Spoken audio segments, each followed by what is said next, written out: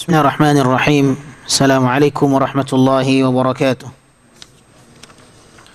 إن الحمد لله نحمده ونستعينه ونستغفره ونعوذ بالله من شرور أنفسنا ومن سيئات أعمالنا. من يهده الله فلا مضل له ومن يضلله فلا هادي له. أشهد أن لا إله إلا الله وحده لا شريك له وأشهد أن محمدا عبده ورسوله صلى الله عليه وعلى آله وأصحابه ومن سار على نهجه واستنى بسنته إلى يوم الدين. معاشر المسلمين رحمني ورحمكم الله. Alhamdulillah, kita bersyukur kepada Allah, memohon kepadanya kemudahan untuk menjadi hamba-hambanya yang bersyukur di atas nikmat.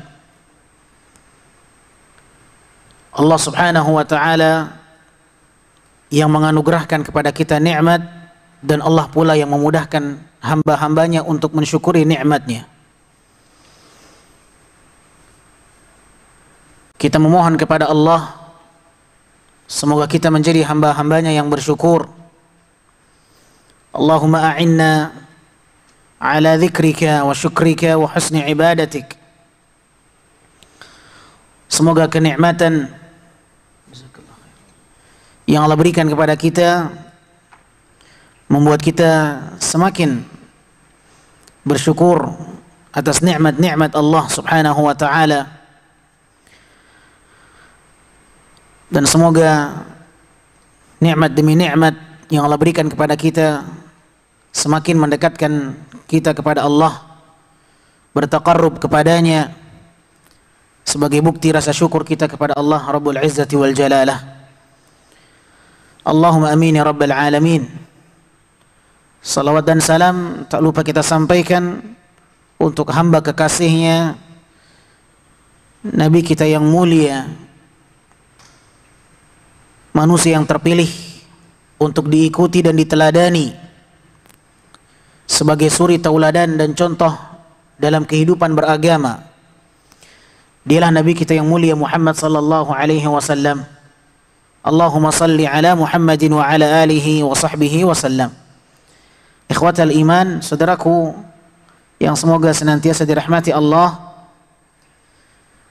kembali kita melanjutkan pelajaran di dalam kitab Al-Qaulul Mubin fi Akhta'i Al-Musallin yang dikarang oleh Syekh Masyhur Hasan Salman hafizahullahu ta'ala. Pertemuan yang lalu, di poin yang terakhir pembahasan kita adalah dampak dan pengaruh buruk atau efek yang tidak baik bagi seseorang yang tidak meluruskan dan merapatkan shaf.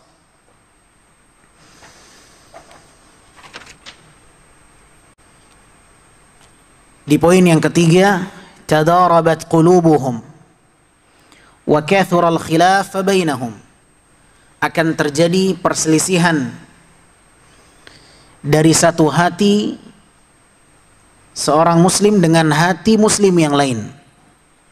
Hati mereka saling berselisih, dan perselisihan semakin besar, perpecahan semakin sulit untuk dielakkan. Itulah dampak buruk yang dihasilkan apabila seorang muslim dalam sholatnya tidak meluruskan dan merapatkan shaf di dalam sholat. Pada poin ini kita masih akan melanjutkan penjelasan dan keterangannya. Dan ini dampak buruk yang memang langsung Nabi sampaikan di hadapan sahabat-sahabatnya ketika Nabi alaihi salatu wassalam memberikan rambu-rambu sebelum memulai salat berjamaah. Nabi mengatakan, wala tadharu furujat lisyaitan. Jangan kalian berikan celah untuk syaitan. Kemudian Nabi SAW mengatakan, aqimus sufuf wala takhtalifu fatakhtalifa qulubukum. Tegakkan oleh kalian saf yang benar, jangan berselisih, rapatkan. Kalau tidak, maka hati-hati kalian akan saling bercerai-berai. Perselisihan akan sulit dielakkan. Pada poin yang ketiga ini, beliau membawakan satu faedah yang telah kita sampaikan di penghujung majelis kita pada pekan yang lalu, di mana beliau mengatakan faedah ini adalah faedah yang menjadi ma'ruf di kalangan ilmu kejiwaan, yaitu fasadul zahir yu'athiru fi fasadil batin. Kerusakan yang nampak, kerusakan yang zahir akan memberikan pengaruh rusaknya perkara yang batin. Dalam hal ini, perkara yang zahir adalah tidak lurus dan rapat shaf, maka dampaknya adalah perkara yang batin. Hati akan berselisih. Dikenal dalam ilmu kejiwaan atau psikologis, dampak atau timbal balik dari kerusakan yang zahir adalah kerusakan yang batin. Begitu pula hukum yang berlaku sebaliknya. Rusaknya perkara yang batin akan berdampak kepada rusaknya perkara yang zahir. Oleh karenanya Nabi SAW mengatakan, dalam satu tubuh seseorang ada segumpal mudghah, segumpal daging atau segumpal darah. Inna fil jasadi mudghah. Di dalam jasad seseorang ada segumpal darah atau daging. Idza saluhat saluhal jasadu kullu. Apabila segumpal daging ini baik, maka baiklah seluruhnya. Wa idza fasadal jasadu kullu. Dan apabila segumpal daging ini rusak, maka rusaklah seluruhnya. Ala wahiyal qalb, yaitu hati. Yang dimaksud segumpal daging itu adalah hati. Nabi SAW di dalam hadis mengkaitkan lurusnya shaf akan memberikan privasi bagi seseorang, terjauhkan dia, terlindungi dia dari perselisihan antara satu hati seorang muslim dengan muslim yang lain.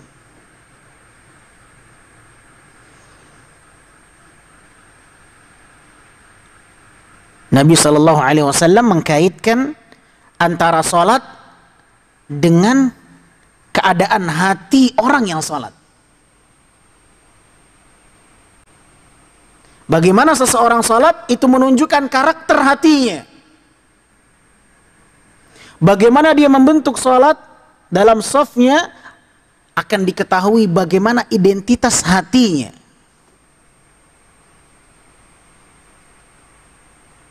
Dan ini makna yang sangat luar biasa,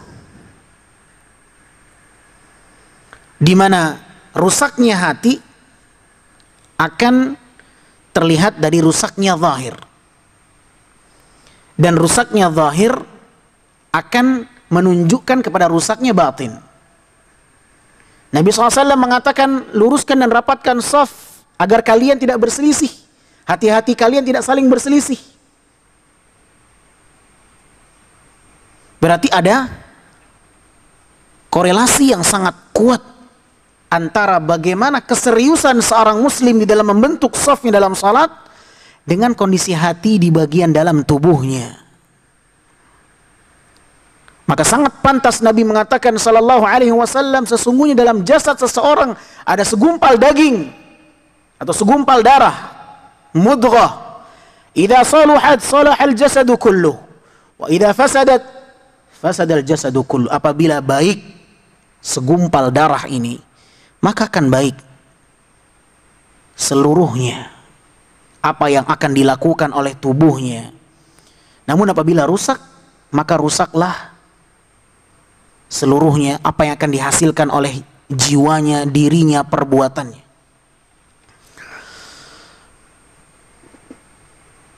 Dalam hadis yang lain, Nabi Shallallahu Alaihi Wasallam juga pernah menyebutkan hubungan antara dosa pengaruhnya dengan hati, di mana hati yang telah terlumuri dan terkotori dengan titik-titik dosa. Nabi mengatakan sallallahu alaihi wasallam, innal abda idza adznaba dzamban nukkita fi qalbihi nuktatun sauda.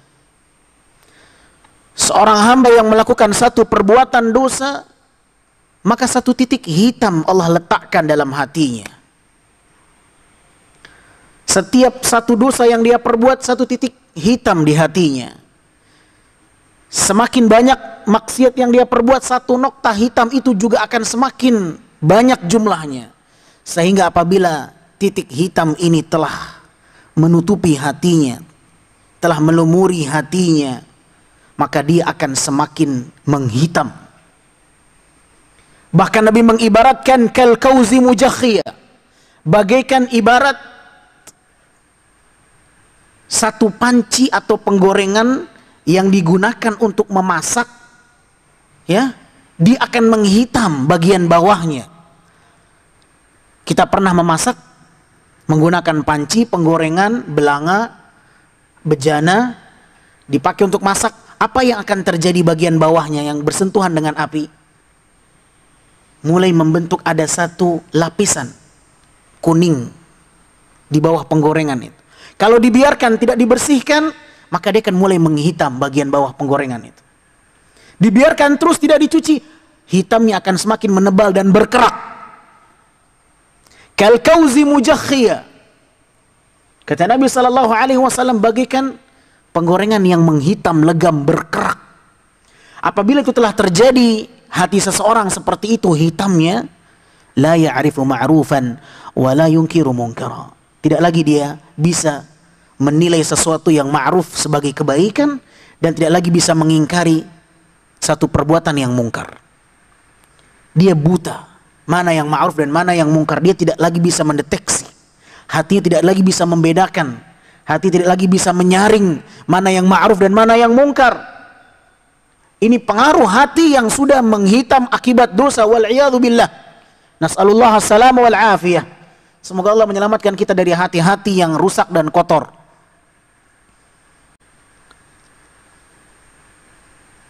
Lihat bagaimana hati yang rusak akan memberikan pengaruh yang tampak. Hati yang menghitam tidak lagi bisa membedakan mana yang ma'ruf dan mana yang mungkar.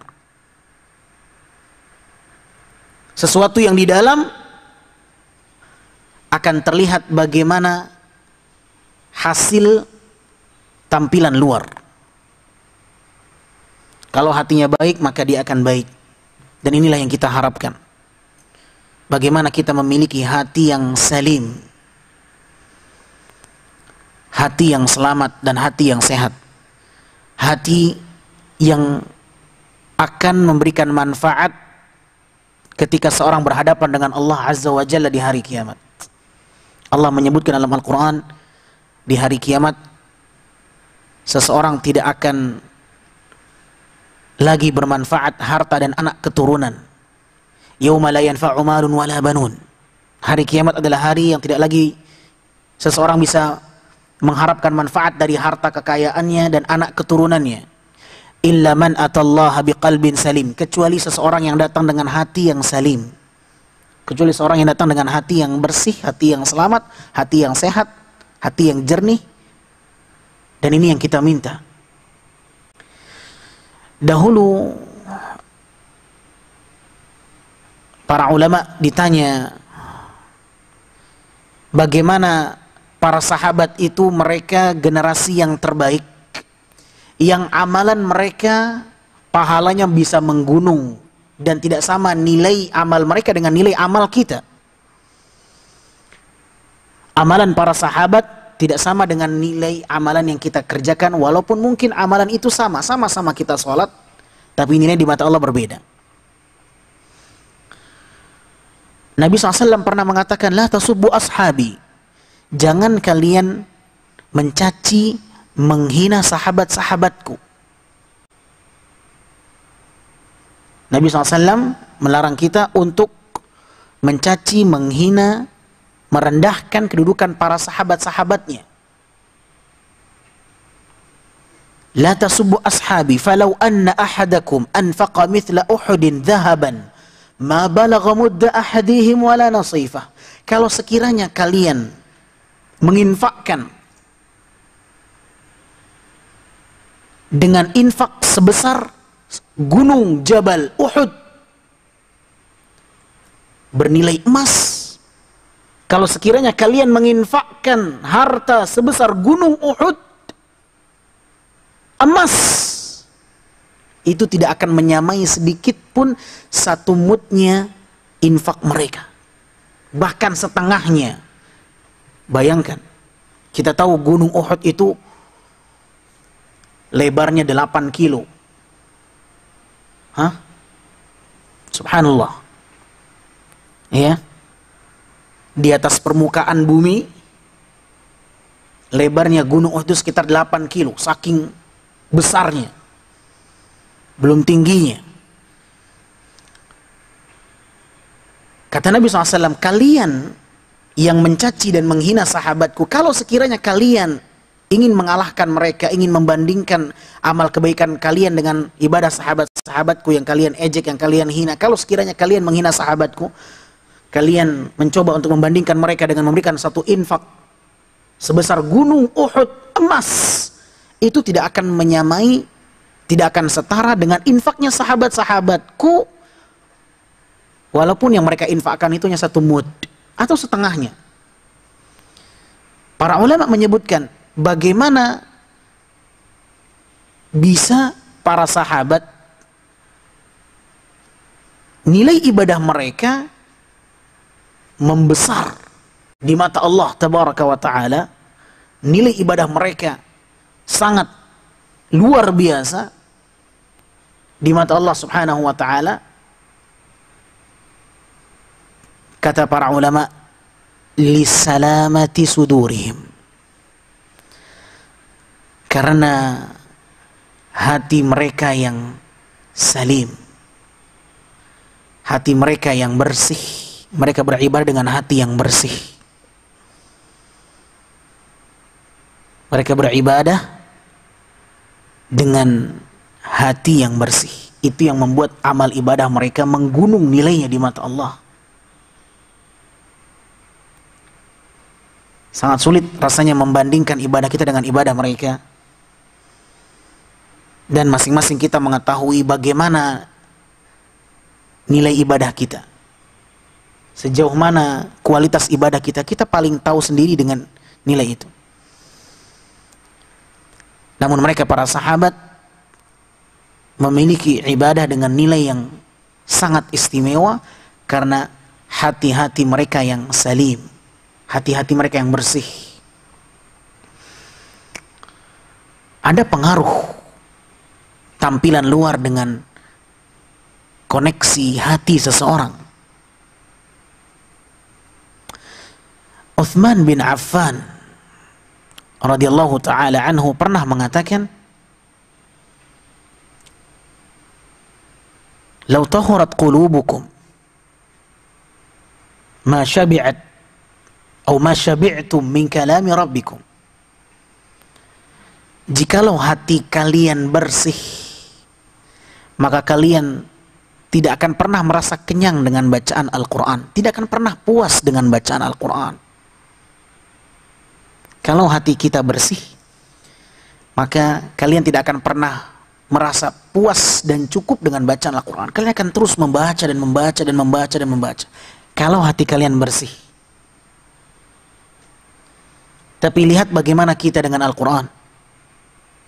Yang terkadang 1 halaman, 2 halaman, 3 halaman, 4 halaman, itu sudah banyak, itu sudah cukup.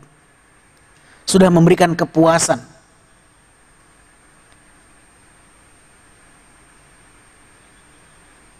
Tapi lihat apa kata Uthman, "Lau tahurat qulubukum." Jikalau hati kalian bersih, ma syabi'tu min kalami rabbikum. Kalian tidak akan pernah kenyang dengan perkataan Tuhan kalian, Allah, min kalami rabbikum. Kalian akan terus baca, enggak akan pernah puas. Ya, kayak masih kurang, tambah lagi, tambah lagi, tambah lagi. Makanya wajar kalau para ulama bisa mengkhatamkan Al-Quran sehari 2 kali. Kenapa? Karena memang mereka punya semangat yang berbeda dengan kita. Mereka memiliki hati yang berbeda dengan kita. Imam Syafi'i mengkhatamkan Al-Quran sehari 2 kali. Apa pemicunya? Salamatus sudur. Hati mereka yang bersih. Yang siap untuk menampung kebaikan-kebaikan. Yang selalu kurang dengan ibadah. Tidak pernah puas dengan kebaikan dan ketaatan. Subhanallah. Ini pengaruh hati seseorang dengan ibadah zahir. Dengan tampilan luar. Maka sangat-sangat memiliki korelasi yang kuat antara ibadah seseorang, bagaimana dia beribadah, dengan hati seseorang. Oleh karena Nabi SAW mengatakan, luruskan dan rapatkan saf kalian, kalau tidak Allah akan mencerai-beraikan hati kalian.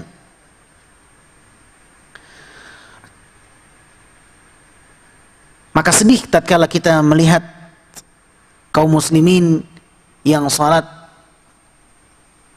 memiliki celah dalam salatnya. Ingat ini pembahasan kita. Pembahasan yang secara hukum apa? Hukum asal. Terlepas dari kondisi kita saat ini dengan adanya COVID-19 ini. Pembahasan kita secara hukum asal. Subhanallah.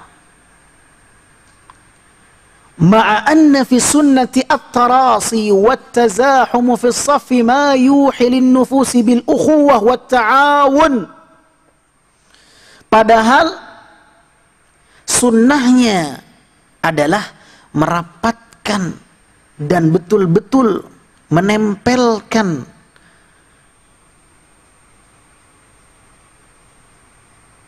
bahu seseorang dengan bahu saudaranya, kaki seseorang dengan kaki saudaranya dalam shaf. Yang itu adalah yuhilin nufusi bil ukhuwah, yang itu akan memberikan satu kehidupan dalam jiwa, ikatan ukhuwah. Ikatan ukhuwah. Seseorang yang bergotong royong bersama-sama, bahu-membahu, saling merapatkan shaf, terlihat bagaimana persaudaraan, ikatan ukhuwah. Yuhilin nufusi bil ukhuwati wat ta'awun. Seseorang yang merapatkan dirinya dengan diri saudaranya, ini menunjukkan bagaimana kekuatan tali persahabatan. Semakin kuat ikatan persaudaraan seseorang, apa yang akan terjadi? Ingin saling berjauhan atau ingin saling berdekatan? Ingin saling berdekatan. Makanya setiap kali ada kunjungan, disebutlah di sana dalam rangka menjalin apa? Ukhuwah, tali persahabatan. Kalau yang ada hubungan dengan rahim, dalam rangka silaturrahim, yang ada hubungan nasab, darah.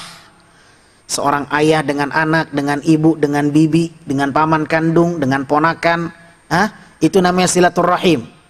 Tapi kalau tidak ada hubungan darah, tidak ada hubungan rahim, maka itu namanya silatul ukhuwah, hubungan persahabatan. Tidak benar ya perusahaan dikunjungi oleh rekan kerjanya dalam rangka silaturrahim, tidak. Kecuali memang semua karyawannya itu ada hubungan darah satu dengan yang lainnya. Tapi kalau tidak ada hubungan darah maka bukan silaturrahim, namanya ukhuwah, silatul ukhuwah, menyambung tali persaudaraan. Ini yang terkadang sebagian kaum muslimin salah dalam menempatkan, tidak tahu hakikat dan maksudnya antara mana yang menjalin hubungan silaturrahim, mana yang tali persaudaraan. Tayyib. Fakatiful faqir multasiqatun bikatifil ghani. Saf yang rapat, saf yang lurus itu adalah simbol persatuan dan kekuatan, di mana bahu orang yang fakir berdekatan dengan bahunya orang yang kaya. Tidak ada pembeda di sana. Fakatiful faqiri multasiqatun bikatifil ghani. Bahunya orang yang miskin sama dengan bahunya orang yang kaya ketika mereka berada dalam saf salat. Tidak ada yang membedakan. Ketika bekerja, mungkin yang satu atasan, yang satu bawahan. Ketika mereka mencari nafkah, mungkin ada jabatan yang signifikan antara bos dengan anggota yang membatasi keberadaan mereka. Yang satu ruangannya VIP, mewah, dengan AC, yang satu bawahannya kipas pun tidak. Ada yang membatasi. Terlihat di situ kesenjangan. Tapi ketika dalam salat akan terlihat bagaimana persatuan kaum muslimin.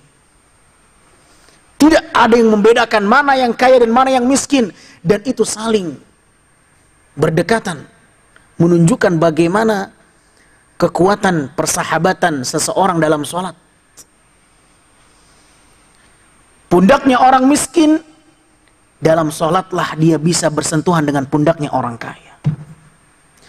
Mungkin dalam kantor sulit menempel pundaknya bos dengan bawahan, tapi dalam sholat tidak ada yang membedakan, tidak ada yang memisahkan itu. Wa qadamud dha'if lasiqatun biqadamil qawi. Kakinya orang yang lemah akan bersatu dengan kakinya orang yang qawi, yang kuat. Orang yang lemah dengan orang yang kuat, ketika sholat tidak ada perbedaan, sama semuanya. Bersatu mereka, nempel, tidak ada kesenjangan sosial di sana. Lihat bagaimana syariat salat mengajarkan seseorang persatuan yang luar biasa. Dalam salat tidak ada istilah bos, tidak ada bawahan. Dalam salat tidak ada lagi istilah jabatan, pangkat 4 dan pangkat yang kedua. Tidak ada. Semua sama.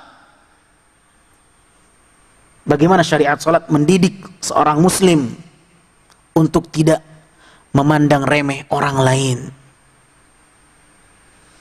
Wa kulluha safun wahid, dan seluruhnya orang yang salat mereka berjejer dalam saf yang satu. Kal bunyanil marsus al mutamasik, layaknya bangunan yang kokoh yang saling menguatkan antara satu bata dengan bata yang lain, antara satu batu dengan batu yang lain, antara satu kerikil dengan kerikil yang satu adonan, sebagai bahan untuk bangunan yang kokoh. Nah, ma'asyal ahibbah ikhwatal iman yang dimuliakan Allah.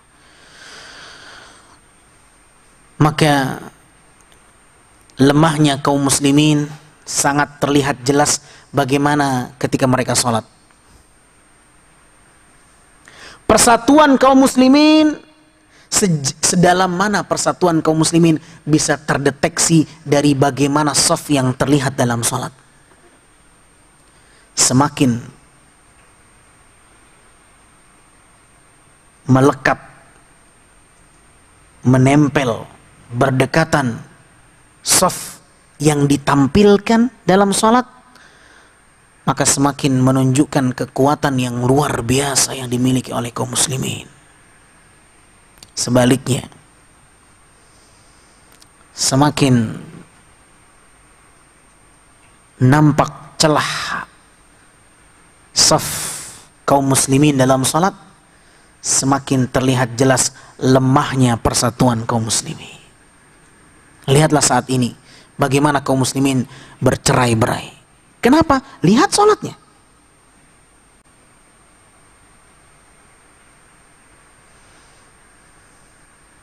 Tidak seperti halnya di masa para sahabat, di mana kaum muslimin izzah, mulia, kekuatan, power yang sangat luar biasa, yang mungkin tidak akan pernah lagi terulang dalam sejarah. Bagaimana dikala itu kaum muslimin bisa menguasai Romawi dan Persia. Lihat bagaimana shaf mereka dalam salat dibuktikan dengan persatuan mereka melawan musuh. Lihat perkataan Nu'man bin Bashir, lihat perkataan Anas bin Malik yang mensifati bagaimana shaf yang dibentuk oleh para sahabat ketika mereka menjadi makmum di belakang Rasulullah sallallahu alaihi wasallam. Walaqad ra'aitu ahaduna yalziqu mankibahu bimankibi sahibih wa qadamahu biqadami sahibih. Nu'man mengatakan, dan aku melihat salah seorang di antara mereka menempelkan bahunya dengan bahu saudaranya, kakinya menempel dengan kaki saudaranya. Bahkan disebutkan tumit bertemu dengan tumit. Kita kelingking dengan kelingking saja terkadang sulit. Ini tumit dengan tumit. Persatuan mereka terbukti dari hasil didikan Rasulullah sallallahu alaihi wasallam.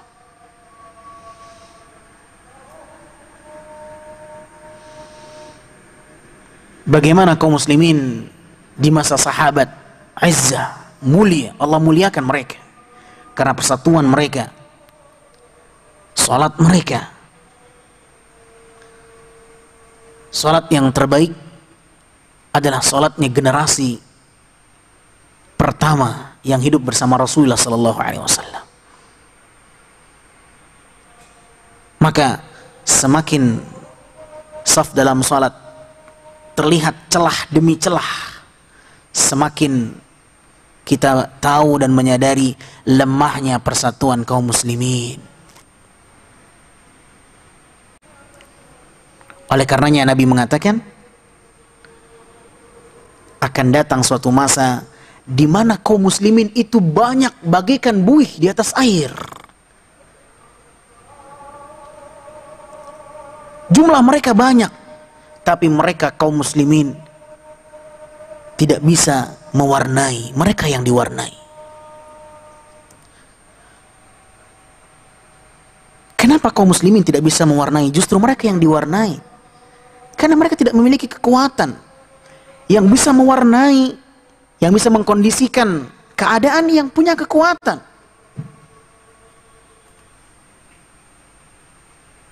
Kaghutha is-sail. Kaum muslimin dia bagaikan buih di atas air, busa di atas air, di mana busa tidak memiliki pengaruh, tapi air yang akan mempengaruhi busa. Kemana aliran air, busa itu akan ikut. Itulah kondisi kaum muslimin yang Nabi katakan akan datang suatu masa di mana kaum muslimin layaknya ibarat buih di atas lautan. Lemah, bukan mereka yang mengendalikan, tapi mereka dikendalikan. Nas'alullah as-salam wal afiyah. Maka Imam Ahmad bin Hanbal rahimahullah mengatakan, kekuatan kaum muslimin, Kuatnya agama seorang muslim dilihat bagaimana memperhatikan salatnya.